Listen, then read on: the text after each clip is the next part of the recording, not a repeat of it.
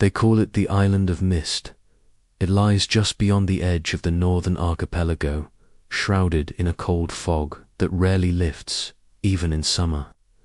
On modern maps, it has no name, just a dark, irregular shape on a patch of ocean nobody sails. Fishermen steer wide of it. Tour guides skip past it.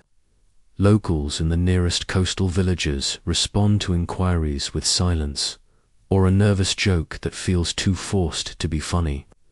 Some still leave offerings on the shore and old coins, wax, dolls, red ribbons tangled in driftwood. No one explains why, but centuries ago this island had a name: Sancta Reclusa, the Holy Recluse. It was, officially, a place of retreat for noblewomen, a monastic site for wayward daughters, grieving widows, and pious young ladies unsuited to courtly life. The crown called it a refuge, a sanctuary, a sacred silence. That, at least, was the official story.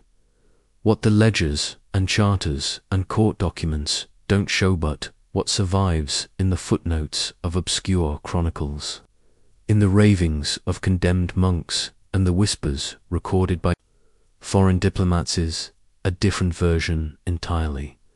This island was never a sanctuary. It was a trap. Hidden in the annals of a now defunct Benedictine order are fragments of what actually took place on Sancta Reclusa. The first clue lies in the terminology. The women who were sent there were not invited. They were transferred, assigned, relocated, door simply removed. The wording is bureaucratic, the tone is impersonal, but the pattern is clear. They were being disposed of. The earliest reference to the island dates back to the late 1200s, when King Aldrich IV of the House of Varnan established what he called a spiritual citadel for women of noble blood and troubled hearts. In public, it was celebrated as a moral achievement, a place of reflection and purity, away from the temptations of court. But if you read the royal correspondence closely, the language slips. He speaks not of souls in need, but of threats to dynastic order. He calls his niece unruly, his cousin venomous, his illegitimate daughters ill-omened. All three disappear shortly after those letters were written. Each one, it seems, was sent to Sancta Reclusa. No records show they ever returned. By the mid-14th century, the island had grown in legend. Locals told stories of weeping women heard through the fog, of bonfires on the cliffs that never went out, of strange lights flashing beneath the waves. A Portuguese sailor who docked nearby in 1367 described the island as a kingdom of ghosts and royal curses. He claimed his ship's compass failed when it neared the shore. He said his men dreamed of women in chains. When he tried to map it, his parchment blackened. His crew refused to go near it again. Later that year, he was executed for piracy. His logs were confiscated, but one copy survived. It is through accounts like his fragmented, unofficial, often dismissed that the story of Sancta Reclusa emerges. Like light bleeding through torn curtains, the truth seeps in. The abbey built on the island was not under Vatican authority. It was managed by a private monastic brotherhood known as the Frotris Votary, Regni, the devoted brothers of the realm, a secretive order answerable only to the crown. Their function was twofold: to contain and to cleanse. The women sent there were labeled as dangerous in ways that now seem disturbingly vague. Some had refused marriages. Some had spoken too freely.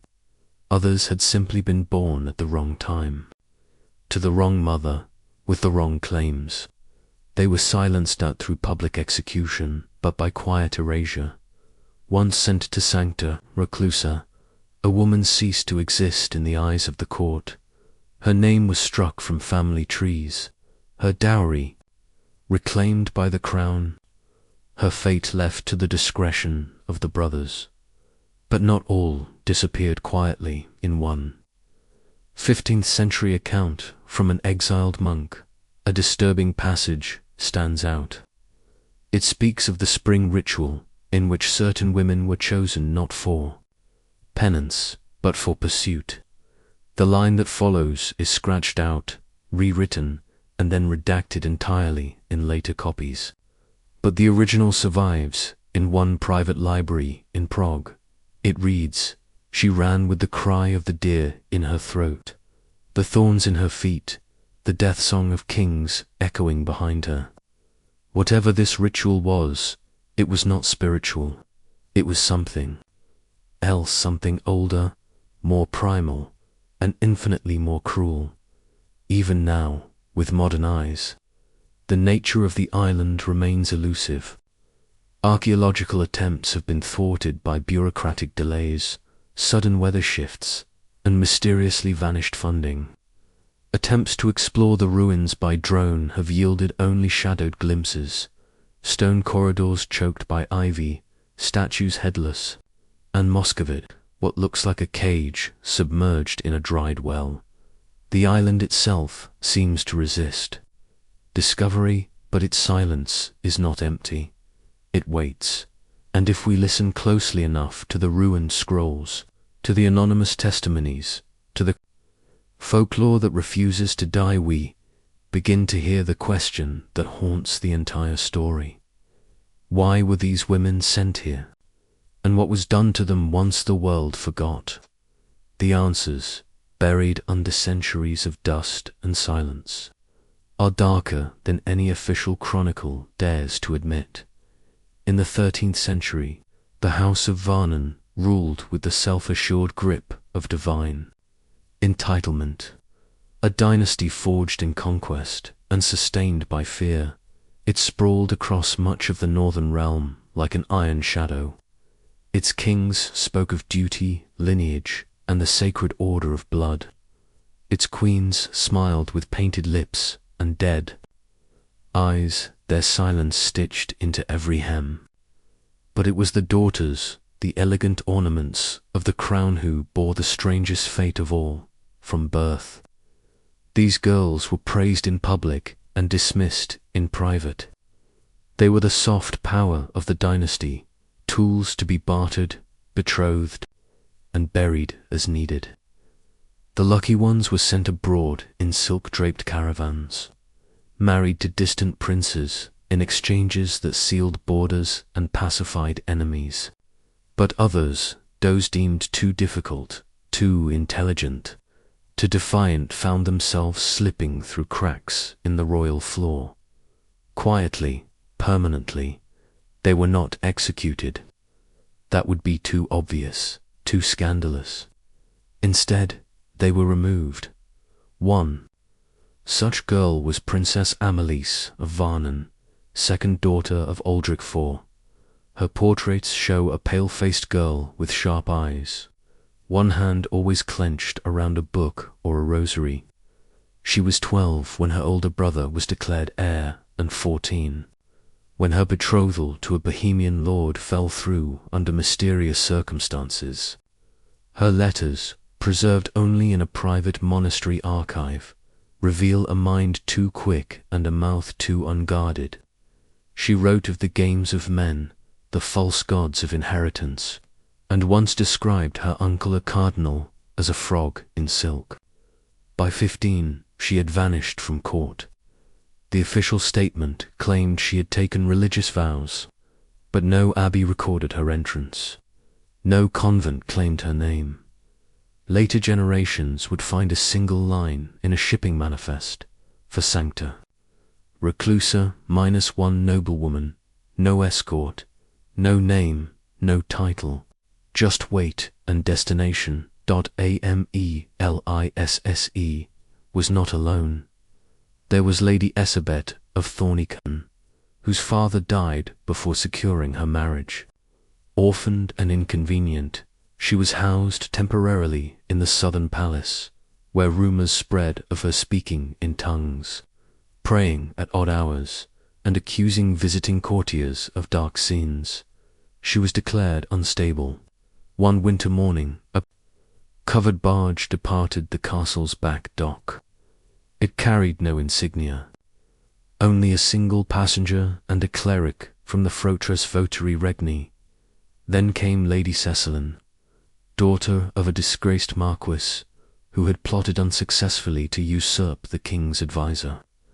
Though Cecilin was barely 9, and her mother had died in childbirth, the stain of treason clung to her name like rot. Court chronicles record her presence at one feast, dressed in mourning black. After that, nothing. Only a receipt signed by the same monastic order acknowledging her placement into divine custody. This was the first wave. Each of these young women had been born into velvet-lined cradles, raised on silver spoons and courtly lies. They had tutors, jewels, riding lessons. They learned how to curtsy, how to flirt just enough, how to appear serene even as their lives were bartered behind closed doors. They danced at festivals beneath candlelit banners, smiling as strangers measured their value in land, gold, or blood. And then, suddenly, they were gone. Their disappearance left no official ripple. No one protested. No statues were carved. No prayers were said. Instead, the machinery of dynasty moved on, efficient and remorseless. Within the cloistered walls of Sancta Reclusa, these girls began their slow transformation from daughters of the realm to prisoners of silence. The records are sparse. The fortress votary regni were meticulous in some matters inventory. Provisions, the scheduling of feast days, and conspicuously silent in others. There are no names, just entries like room 9, 1 guest, maintenance low, silence sustained. Occasionally, a phrase slips through the clinical language. Temperament unmanageable. Hysteria subdued, no longer vocal. What, precisely, was done to them? No one knows for certain. But fragments survive in unexpected places. One is a torn scrap of embroidery, unearthed during a 19th century archaeological dig on the island. It shows a crown, split in two, bleeding. Another, a monk's confession retrieved from a Florentine library, speaks of silent masses where no priest speaks and only the women weep. The emotional whiplash between their past and present is difficult to overstate. Imagine being raised in a palace of music and light, then waking in a stone cell, your name forbidden, your lineage ignored. Imagine the slow horror of realizing that no one is coming for you, that you have become, by royal decree, unpersoned. Some resisted, some went mad, others, perhaps the most tragic, implied. They shaved their heads, took the sacrament, learned to whisper prayers through tears. One woman, known only as the Quiet Lady, was said to tend a small garden in the northern courtyard. She planted flowers that grew only in royal gardens, roses imported from Cordoba, narcissus from the Dalmatian coast. She never spoke, but when she died, the brothers buried her with care. They called her graceful. They did not record her name. These were not criminals. They had not broken laws. Their sin was existing outside the margins of dynastic control. It is no coincidence that in court poetry of the era, the phrase "sent to sea" became a veiled metaphor for disgrace. Everyone knew what it meant. You didn't need to say it. Aloud, the court spun myths to justify it, claiming madness, divine visions, dangerous sexuality. They painted these women as unstable, even wicked. But the truth was far simpler. They were inconvenient, and when a crown finds something inconvenient, it does not negotiate. It exiles, silently, efficiently, and forever. But Sancta Reclusa was more than exile. It was transformation, and for some, it would become something far more terrifying, because not all the women who arrived would remain victims. Some would learn to survive, and in doing so, they would change the rules of the game. It began, as so many horrors do, under the guise of faith by the early 14th century. Sancta Reclusa had drifted far from any recognizable definition of religious retreat. Though cloaked in the language of sanctity, the island's true governance rested not with the church but with the Frotras Votari Regni, the devoted brothers of the realm, a secretive, martial monastic order. Their loyalty was not to God, but to the royal bloodline. Their mission was to contain impurity, enforce silence, and administer what they termed necessary rites of correction.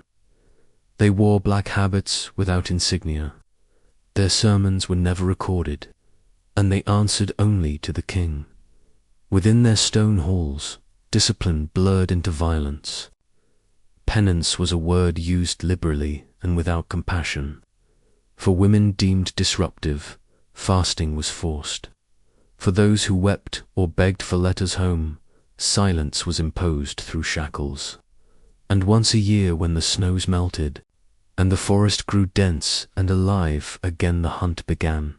The ritus venalis, or spring rite, was never mentioned in royal records. No charters, no scrolls, no decrees. Yet its details appear in the crumbling pages of confessionals, the journals of defrocked monks, and the whispers of aging noble families who remember it only in shame. The ritual was simple. Select women, usually those who resisted submission, who spoke too freely, or who bore noble bloodlines too close to succession, were chosen. Some were branded as mad, others as dangerously defiant. The chosen were stripped of their garments, daubed in ash and ochre, and given a simple task: run. They were loosed into the thick forests at dawn, an area known as the Black Copse, a labyrinth of twisted roots and ancient trees. They were told they could earn absolution if they reached the cliffs on the island's far side. But no one ever reached the cliffs. No one ever returned. The chase began after the third bell. Young men, sons of dukes, barons, sometimes even the royal family, arrived by ship in small, quiet groups. Officially, these were pilgrimages, moral excursions meant to instill discipline and spiritual reflection. In reality, they were something else entirely: a demonstration, a rite of dominance. The boys were masked, their identities obscured, but their status was always known. They were told this was a tradition, part of an ancient purification rite. They were told the women were mad, dangerous, corrupted by pride or vanity. They were told this was necessary, and so they chased. Some were given blunt staffs. Others rode small, sure-footed horses through the underbrush. A few carried hounds. The women were not armed. They were barefoot. Some wept, some screamed. A few ran silently, with a kind of resigned grace that haunts the imagination.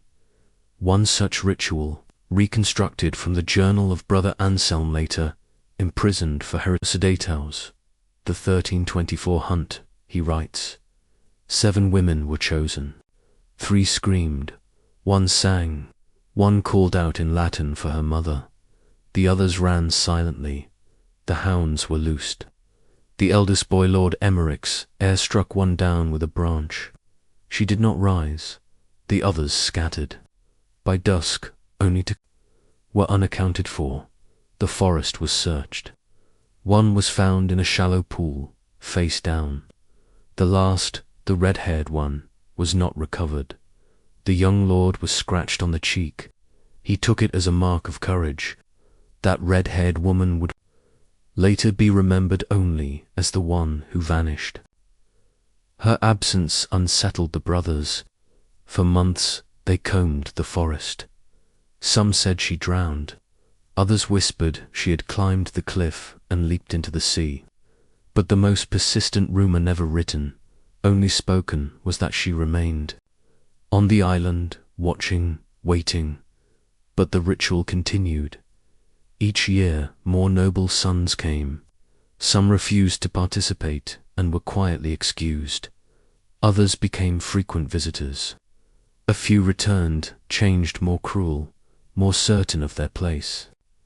In the order of things, it was not just punishment, it was theatre, a moral inversion designed to instill belief in the righteousness of control. For the men, it was a lesson. Here are the consequences of disorder, of female defiance, of ungoverned emotion. For the women, it was a declaration. There is no sanctuary, no safety, no forgiveness, and all of it happened under the veil of ritual. The brothers chanted prayers before the hunt. They spoke of purification, of divine justice, of obedience restored. It was not religion, it was choreography, and the stage was soaked in terror. What remains of these events is fragmented, deliberately, so bones without names, stones with scratch marks. A tapestry in the royal hunting lodge depicting a faceless figure running through trees. A stag's antlers behind her, but behind the fragments lies a brutal truth. The hunt was not a secret. It was a system. The island had become a theatre of cruelty wrapped in pious fiction, and not all who watched remained passive, because among those women, scattered through the brambles, was a spark that refused to go out. One of them, perhaps. More would survive, not just the hunt, but the island itself, and their survival would change everything. Her name was Lady Isolde of Fergenholt, 17th in line to a throne she never sought. Born under an eclipse, baptized in silence, her mother, a second wife, died in childbirth. Her father, a grim and minor noble, raised her as little more than a ledger entry, useful if married off, disposable if not. But Isolde had no interest in diplomacy, embroidery, or the tight-lipped courtesies expected of girls in her bloodline. She read forbidden texts. She hunted alone in the forests of her family estate, and she refused, flatly and without apology, a proposed marriage to a much older cousin one, rumoured to have left 2 previous wives, mysteriously widowed. Her defiance was not tolerated. At 17, she was sent away under a false charge of religious instability. Troubled by visions, the record reads, prone to insolence and dangerous introspection, she was delivered to Sancta Reclusa in the dead of winter, her wrists bound under her cloak so the escort could say she had entered the abbey willingly. She did not weep. According to one surviving monk's account, she smiled. She spent her first months in isolation, refused communion, refused silence, refused to bow when the brothers passed her cell. She did not scream under the lash. She did not pray at the assigned hours. Instead, she memorized the sound of footsteps, the shift of the tides, the calls of birds that nested in the northern trees. When spring approached, her name was added to the list. The hunt was to take place under the blooming of the second moonflower. 7 women were chosen. Isolde was the last. The brothers claimed she was a risk to the other inmates. They said she spoke of rebellion, of escape, of what she would do if she ever reached the cliff's edge. When they stripped her in the sanctuary, she laughed. That morning, the forest held its breath. The other women fled in panic, terror in their blood. But not Isolde. She did not run like prey. She disappeared, slipped into the underbrush, and was gone before the first hound caught her scent. The noble sons watched, amused at first, then frustrated, then anxious. The hunt dragged on longer. than usual. The others were caught, bruised, broken, crying. But Isolde, nothing, not a rustle, not a footprint, not a sound. By nightfall, the forest was silent. A week later, her gown was found shredded and hanging from a high branch. Above it, carved into the bark, was a single word: return. The brothers searched for weeks, but she was gone. No body was ever recovered. The island moved on. The following year, the hunt resumed, but it was quieter, now less enthusiastic. That spring, one of the noble sons fell from a cliff during the chase. His body was found with his eyes missing. The brothers called it an accident. The others did not speak. Over the next 3 years, strange incidents increased. Guards reported shadows moving in the trees. One was found with his throat slit, his rosary embedded in his mouth. A monk was discovered hung upside down from a tree limb, bound with red silk, the phrase "I see you" etched into his chest. Another fled the island entirely, writing in a fevered letter that she is not dead. She walks at dusk. The island listens to her now. Some believed she had become a spirit reborn in the forest, a kind of pagan revenant summoned by cruelty and sustained by rage. Others whispered she was simply clever living in the cave systems, surviving off roots and small game. Either way, Isolde became a legend. For the young noble sons brought to the island, her name was a warning. Don't stray too far, the monks would say. She walks the brambles. They called her the huntress, the wild nun, the crown's curse. Even among the women still imprisoned, her mirth grew. Some scratched her name into their cell walls. Others passed stories in whispers of how she had killed a brother with a thorned branch, of how she watched the rituals from the trees. Unseen, unbroken, she became a secret form of resistance, because in a place where all agency had been stripped away, where women were trained to be silent and obedient, the idea of Isolde, the girl who would not die, who turned the ritual into rebellion, was dangerous. She was proof that survival was possible, that escape was not a dream but a memory, that even within the blood-soaked machinery of Sancta Reclusa, something could slip loose and turn back. Her story spread beyond the island in smuggled journals and whispered court gossip. In noble circles, she was called a cautionary tale. In taverns near the coast, she became a ghost story. In convents, she became a quiet saint. And though the brothers tried to erase her, they never could, because every time the hunt began again, the forest stirred, and someone somewhere remembered her name. The spring of 1321 arrived with early warmth and an ill wind. For the first time in its shadowed history, Sancta Reclusa prepared not just for the ritual, but for a royal audience. Prince Dorian of House Varnon, the king's nephew and rumoured heir presumptive, had expressed a sudden interest in the island's sacred rites. In court, it was framed as a gesture of personal piety, a sign of his commitment to divine order. But behind velvet curtains, the truth was simpler and darker. Dorian had a taste for spectacle. He was known across the realm for a polished charm that masked a deep appetite for control. Servants vanished around him. Courtiers lowered their voices. When he passed, more than one foreign ambassador noted that the prince never smiled without showing teeth.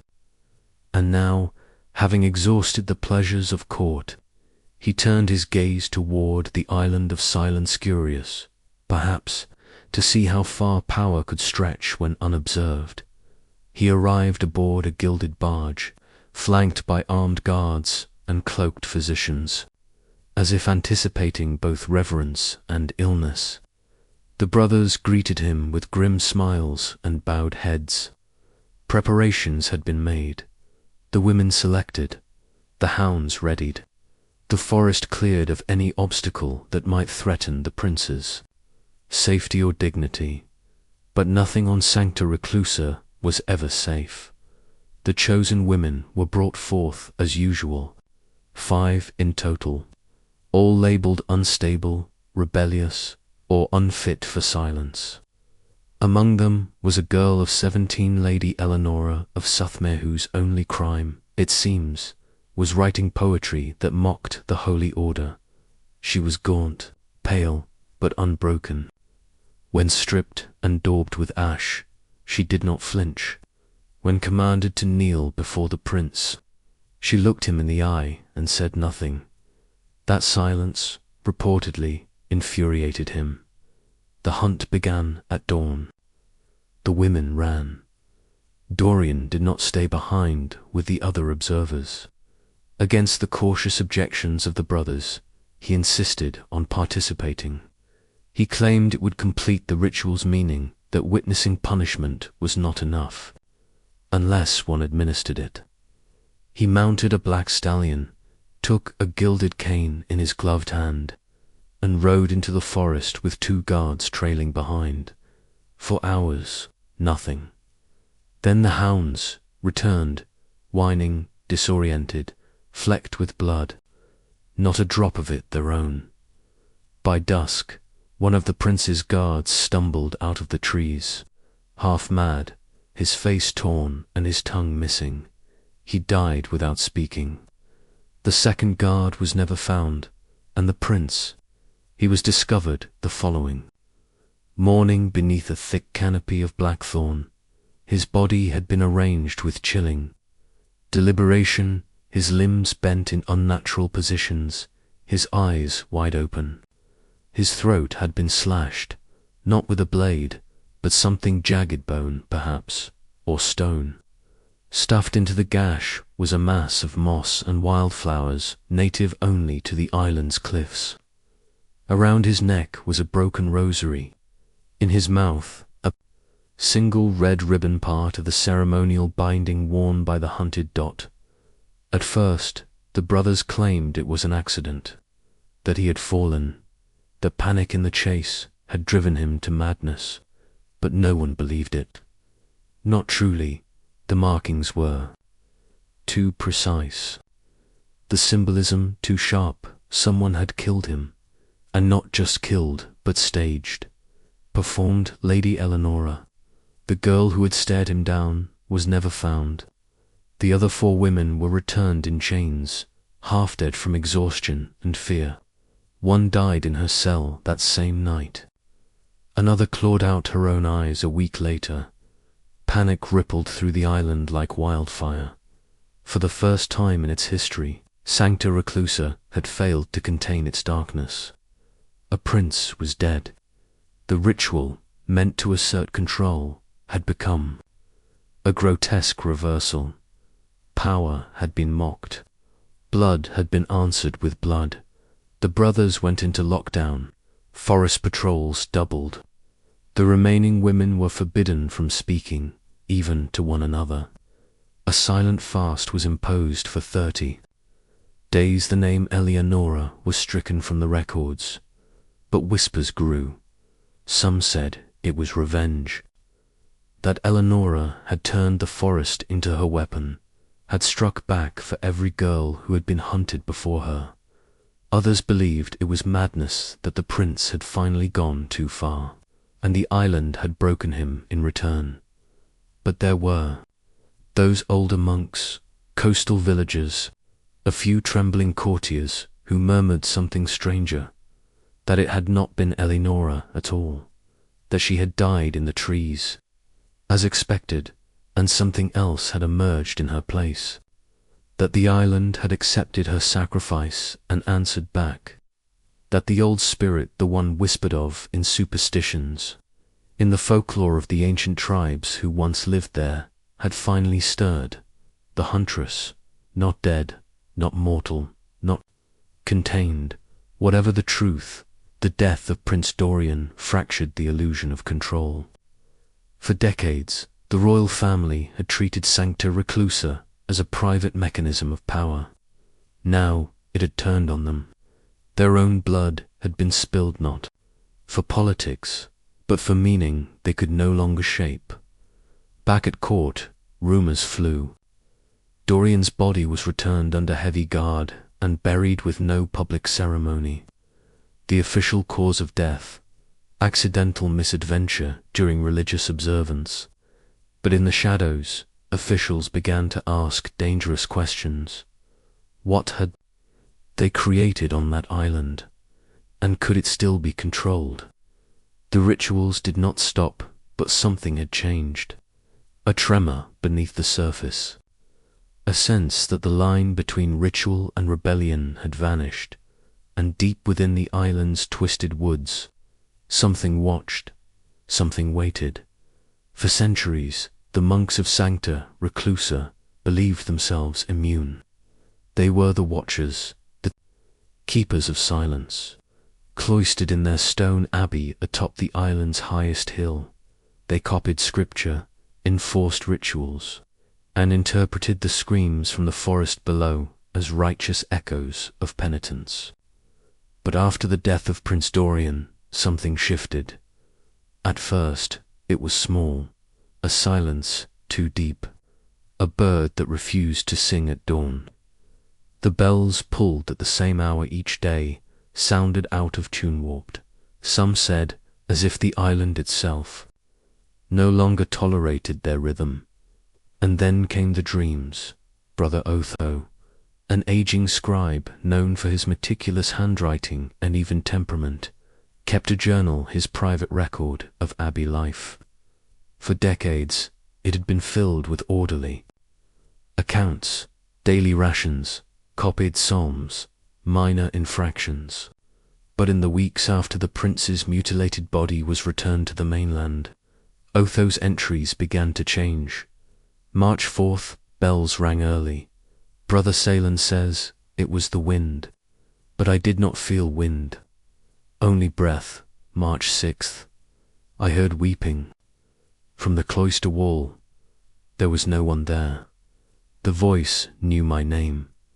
March 9th, the forest moves. It does not sway, it watches. I will not sleep tonight. Other monks noticed his decline. At meals, he flinched at candlelight. He began refusing communion wine. Once, when asked to copy a passage from Revelations, he burst into laughter and inked the margins with red crescents, marks of the hunted, he muttered, before being led away. But Otho was not alone in the infirmary. Brother Malric clawed open his own chest with a sharpened quill, babbling of women with mouths sewn shut. In the scriptorium, 2 novices claimed they saw black-clad figures gliding past the eastern windows, though none had entered or exited the abbey that day. The abbot ordered fasts, then exorcisms, then silence. Silence did not help. Otho's journal descended into a spiral of paranoia.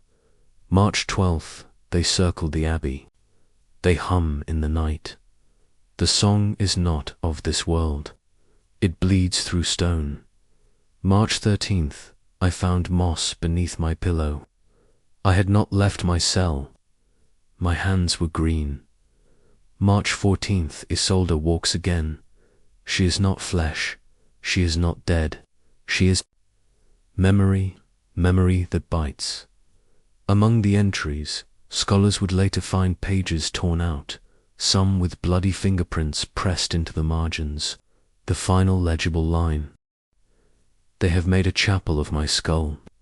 I hear the hymns through bone, then nothing. Brother Otho vanished. His cell was found empty, his robe folded neatly on the cot. But the stone walls were slick with a dark green lichen, like any of the abbey. Had known whispers spread that Otho had gone into the woods, seeking forgiveness or something worse. That the forest had taken him as it had taken the women before. That the curse of Isolde, or whatever had become of her, had finally entered the abbey's heart. The abbot attempted to suppress panic with holy rites, but even he was seen muttering to himself in the refectory, tracing invisible sigils into his porridge. In secret, the monks debated what was happening. Some said divine punishment had come at last, retribution for centuries of cruelty disguised as piety. Others believed in the ancient folk tale, now whispered again in the cloisters, that Sancta Reclusa was built on older ruins, that the land beneath had once belonged to a pagan sect of priestesses, and that their vengeance had been sealed in soil and stone, waiting. But the most unnerving theory came from Brother Salon, who, during a fit of fever, screamed this truth before collapsing. We did not cage them. We fed them. By midsummer, the abbey was barely functioning. Meals went uncooked. Psalms were abandoned. Scribes refused to enter the library, claiming the ink whispered. The abbot, now gaunt and wide-eyed, banned all writing after sunset. Letters sent to the mainland received no reply. It was as though the island had vanished from the royal map or been deliberately ignored, and in the deepest hour of night, those who remained heard it, voices in the windless dark, a chorus of women, neither weeping nor screaming, but singing, softly, circular, as if mid-ritual, as if rehearsing a memory no longer theirs alone. It was no longer clear who haunted whom. Sancta Reclusa, once a place of silent exile, had become something worse. A mirror, a confession, a mouth, and it was beginning to speak. By the winter of 1322, the storm could no longer be contained. Rumors had slipped past the mainland ports, hushed tales of missing nobles, broken monks, and an island singing at night. Whispers reached court chaplains, foreign envoys, and even the Queen's chambers. The scandal had grown teeth, so the king acted. A royal decree was issued under the great seal of the crown. Sancta Reclusa is henceforth dissolved. The wording was carefully wrapped in velvet. The island, it said, had served with sacred distinction. But the needs of the realm had evolved. It was to be closed in mercy and wisdom, and all who had served there were to be honorably reassigned. No mention of the mutilated prince, no mention of the ritual hunt, no mention of the women, but behind court doors, fear moved faster than parchment. The king knew the truth had festered too long. Too many nobles had sent inconvenient daughters into exile. Too many heirs had participated in the so-called spring. Trials, there were letters, witnesses, survivors, and there were rumorous whispers of one who never died, of moss in the mouth, of boys who came back changed. The royal advisers feared more than scandal. They feared reckoning, so they scrubbed. The island was erased from newly printed maps. Monks were quietly reassigned, though several vanished en route to their new posts. The abbey records were confiscated, most sealed in the vaults beneath. The palace of archives, some more damning, were burned, and the women, what few remained, were dispersed, placed in distant convents under oaths of silence, or delivered into the care of aging relatives with royal stipends and strict instructions.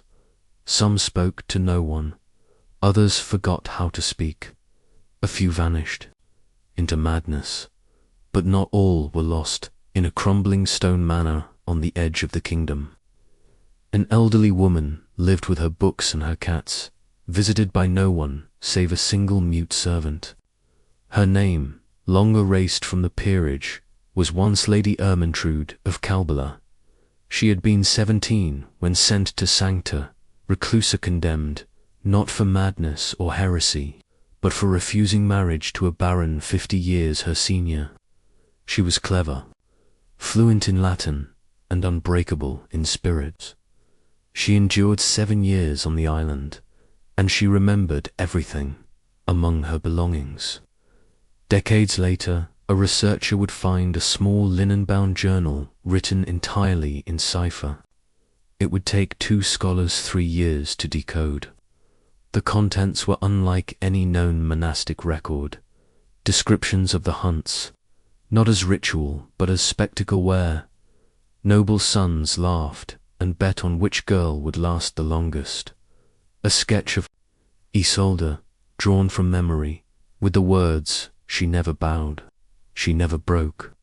A list of names 23 women who entered and were never seen again. But perhaps most chilling of all, the forest listened. It chose her. The island is not dead, only sleeping, and sleep does not forget. Lady Ermintrude died before her writings were made public. Her journal, now kept in a sealed case in a forgotten wing of the Royal Historical Library, has never been formally acknowledged.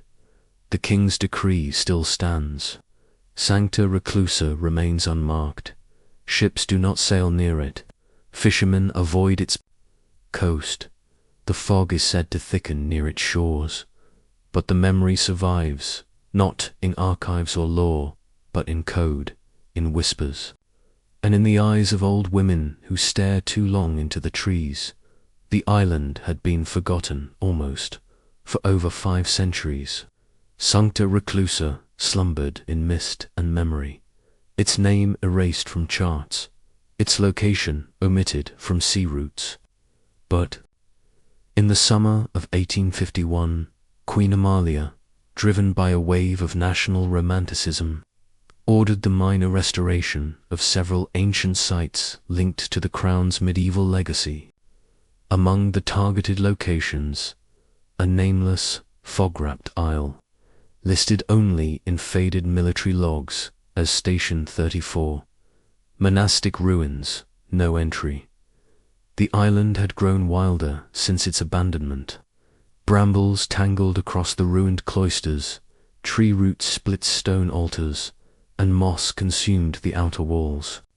The restoration crew, naval workers, and 2 military surveyors were sent not to rebuild, but to map, photograph, and assess potential for Momoa Ialization. They expected damp stones and prayer books. What they found was a pit. It was uncovered. By accident, near the base of what had once been the chapel tower, a collapsed section of flagstone gave way. Beneath it, a sunken chamber filled with bones. Dozens of skeletons, some tangled together, others arranged in unnatural arc spines. Twisted, ribs shattered, arms crossed over faces. Most haunting were the skulls. Several bored deep gouges, and many were etched with crude marked circles, spirals, and slashes resembling a distorted crown.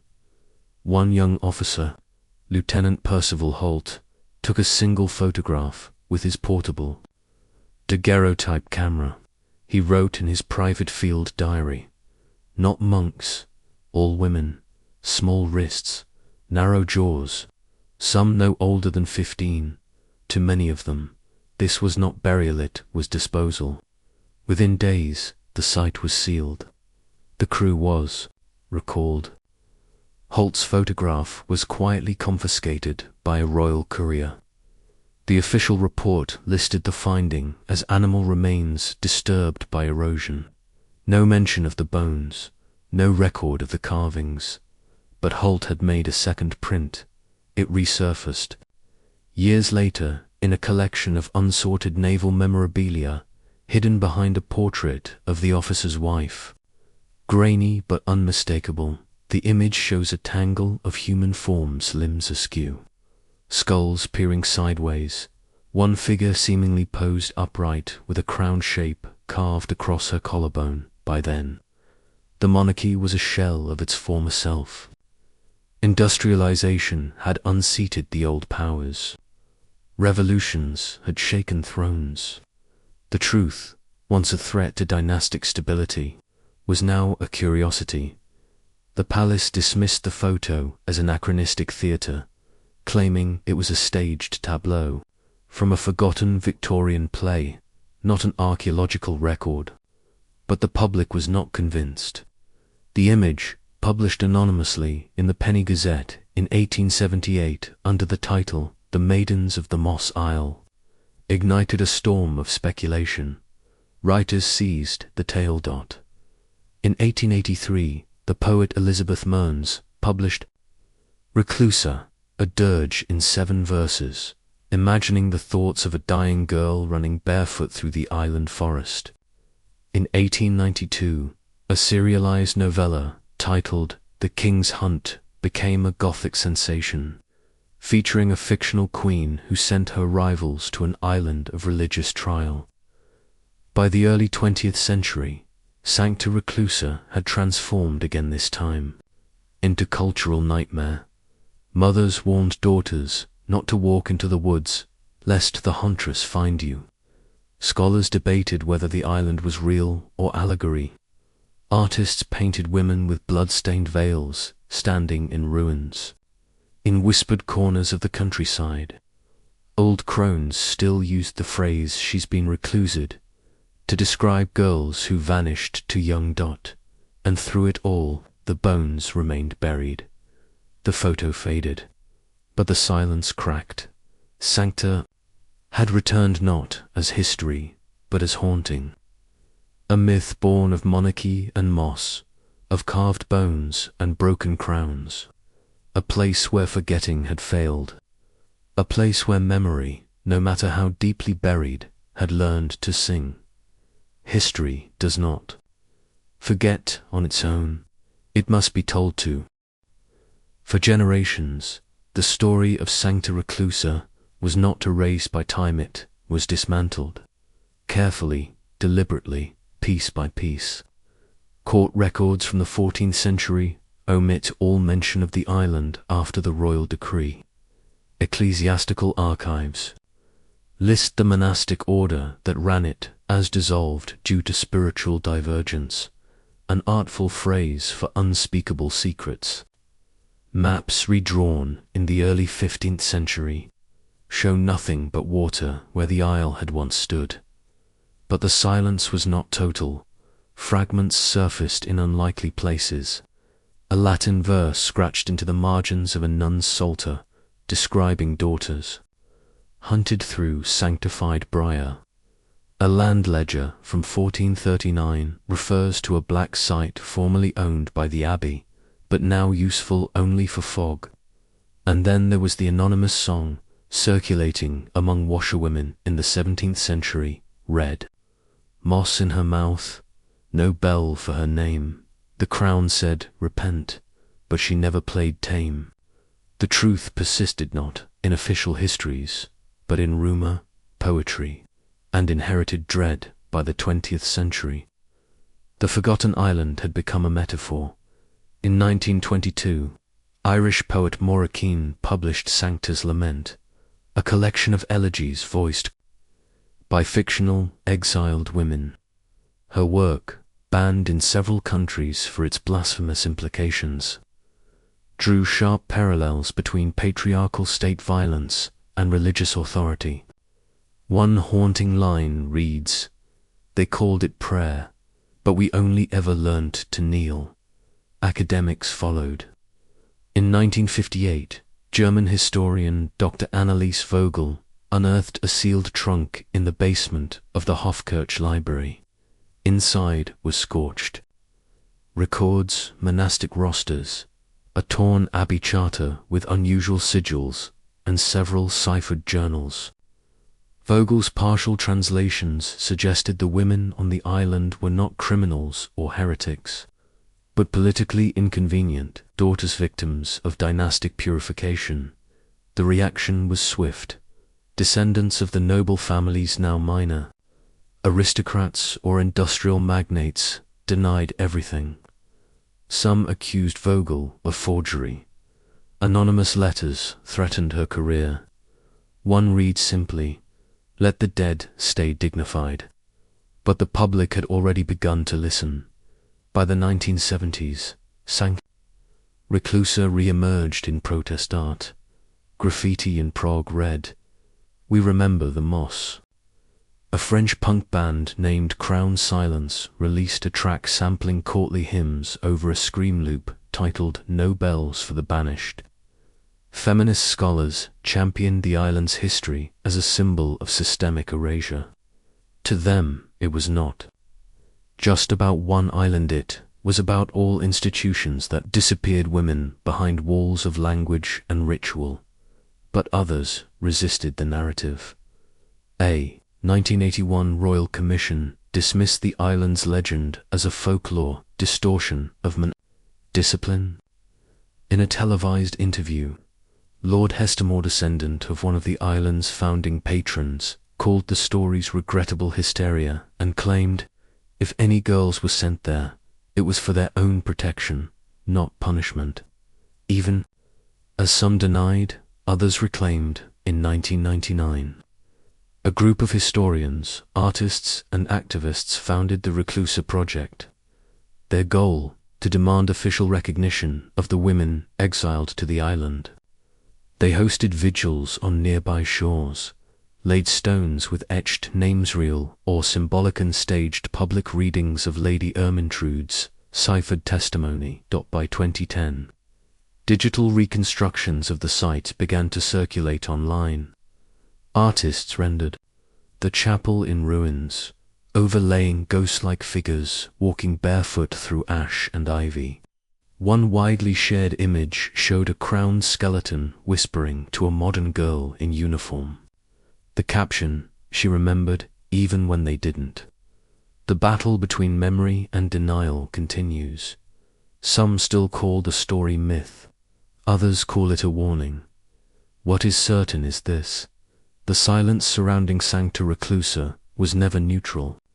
It was power disguised as mercy, forgetting disguised as peace. And against that silence, voices shaky, defiant, unfinished still rise, not to retell history, but to remind us who gets to write it. The sea has softened its edges, but the island still stands, uninhabited, untouched, unnamed on most maps. A dark smudge between currents today. Sancta Reclusa is nothing more than a rumor on GPS. The ferry routes steer wide, unofficially discouraged by the Coast Guard. There are no plaques, no signs, no marked landing points, just tangled undergrowth, collapsing stone, and the kind of silence that feels aware. Yet curiosity persists. Each year, a trickle of amateur explorers, urban legends, vloggers, and digital archaeologists post grainy footage online. Drones fly overhead and return with eerie images. The skeletal outline of the abbey, now half swallowed by ivy and time. A shattered bell lies in the chapel nave, split clean down the center. One tree near the southern ridge still bears a carved name. Is sold, though weather and moss have almost consumed it. Some footage shows darker things in one clip. A rusted iron shackle swings gently in a cave mouth, though there is no wind. Another video captures strange geometric symbols scorched into the earth near the old cloister symbols not found in monastic architecture, but strangely similar to the ciphered sigils found in Brother Otho's journals. No one lives there, but many have stayed too long. In 2017, a thrill-seeking travel group dared each other to spend a night on the island. Of the 4 who went, 2 returned by morning. The others were found by a search boat the next afternoon, curled in fetal positions. On opposite ends of the abbey grounds, and injured but unresponsive, as though something had emptied them. One recovered weeks later. She would only say there was music, but it was wrong. Local fishermen avoid the waters near Sancta. Some claim their compasses spin when they get too close. Others mutter about a drowned choir they hear on foggy night singing that stops the moment anyone speaks aloud. Skeptics, of course, abound. They call it suggestion, hysteria, the echo chamber of the internet. The island, they argue, is no more haunted than any other ruin, its menace born of myth, and the human need to assign meaning to decay. But those who've been there disagree. A recent photo essay titled "Where the Moss Grows Red" documented the island's remaining structures. Among the haunting images was one that made headlines, a low stone bench covered in candle stubs, recent ones, with wax still pliable. No tourists reported leaving them. No locals claim knowledge, so who still remembers? Maybe the land does. Modern soil analysis near the chapel unearthed traces of scorched bone and ash suggesting ritual fire, not accidental damage. Tree core samples show centuries of stress rings, sudden stunted growth, and strange discoloration. Some trees bear bark damage shaped like shackled wrists, and beneath the forest floor, sonar reveals hidden voids, cavities beneath old nun cells, possibly escape tunnels, or storage for what the monks once called necessary instruments. The past does not rest easily here. The last drone footage of 2024 ends in static. The final frames flickering as the drone descends through the abbey roof.